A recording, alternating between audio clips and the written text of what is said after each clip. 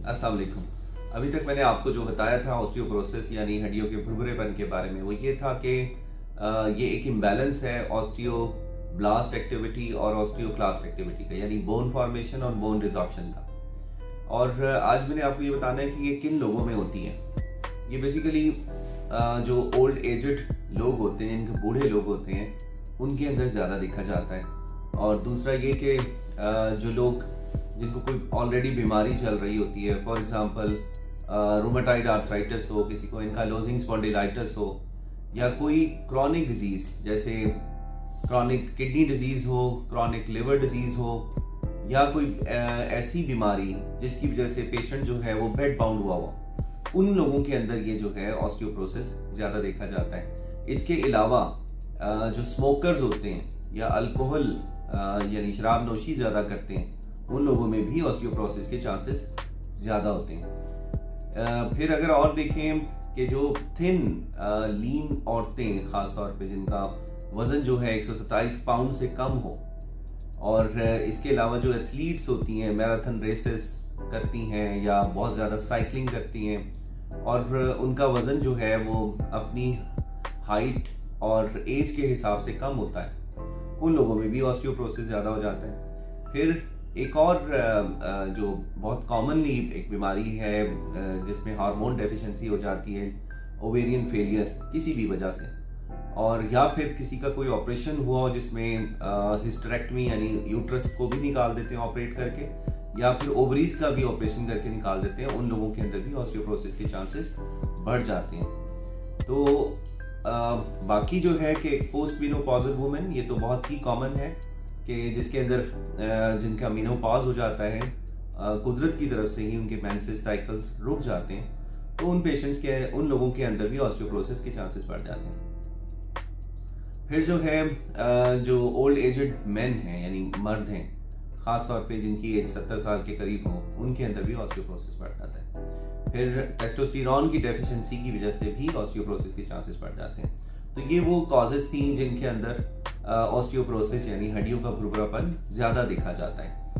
अब ये है कि इसकी तशखीस कैसे की जाए।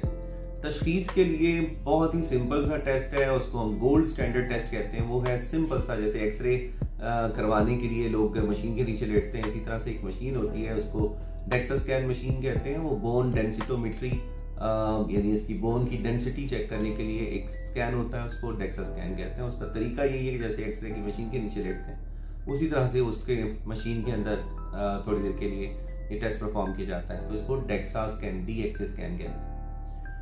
इसकी जो वैल्यूज हैं वो थोड़ा सा है, तो ये टेक्निकल आपके जो डॉक्टर्स हैं वही आपको बेहतर बताएंगे, लेकिन फिर भी एक रफ सा एस्टीमेट में आपको बता देता हूँ। इसमें 2 स्कोर्स होते हैं, T स्कोर और एक दूसरा Z स्कोर।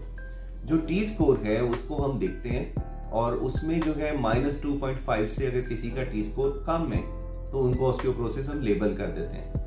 इसी तरह से जो यंग लोग होते हैं, यानी जो पोस्ट मेनोपॉज नहीं होता, जबकि यंग पेशेंट्स होते हैं, उनका हम Z स्कोर चेक करते हैं, और वो -2 से कम होता है तो हम उसको ऑस्टियोपोरोसिस लेबल कर देते हैं। तो इस तरह से हम पेशेंट को डायग्नोज करते हैं। बाकी जो है ये पेरिफेरल डेंसिटोमेट्री की भी मशीन्स हैं, लेकिन वो इतनी रिलायबल नहीं है। जैसे वो हील के नीचे एक मशीन लगा के उसकी डेंसिटी चेक करते हैं, वो ज़्यादा रिलायबल टेस्ट नहीं है। इसके अलावा जब किसी को ऑस्टियोपोरोसिस होता है तो हम ये देखने की कोशिश करते हैं कि क्या इसको पेशेंट को कोई और बीमारी तो नहीं है। फॉर एग्जांपल कैल्शियम की कमी, और तो कैल्शियम का टेस्ट करवा के देखेंगे, या पैराथ हार्मोन जो होती है, पैराथायराइड हार्मोन, वो भी हम टेस्ट करवा के देख सकते हैं। इसी तरह से क्रेटिनिन टेस्ट कराते हैं, CBC, ESR, कुछ मेलिग्नेंसीज को देखने के लिए, क्योंकि ऑस्टियोपोरोसिस मेलिग्नेंट डिजीजेस के अंदर यानी कैंसर के अंदर भी होने के चांसेस होते हैं। हिस्ट्री में हम कुछ पेशेंट से बातें पूछते हैं। फॉर एग्जांपल उसको अगर एपिलेप्सी की कोई पेशेंट दवाइयाँ ले रहा है तो उसके अंदर चांसेस ऑफ ऑस्टियोपोरोसिस भी बढ़ जाते हैं। इसी तरह लिथियम कोई ले रहा है, कोई बाइपोलर अफेक्टिव डिसऑर्डर अगर किसी को हो, वो लिथियम की टैबलेट ले रहा है, कोई साइकेट्रिक इलनेस है, लॉन्ग टर्म ट्रीटमेंट चल रही है, उसके अंदर भी ऑस्टियोपोरोसिस के चांसेस ज़्यादा हो जाते हैं।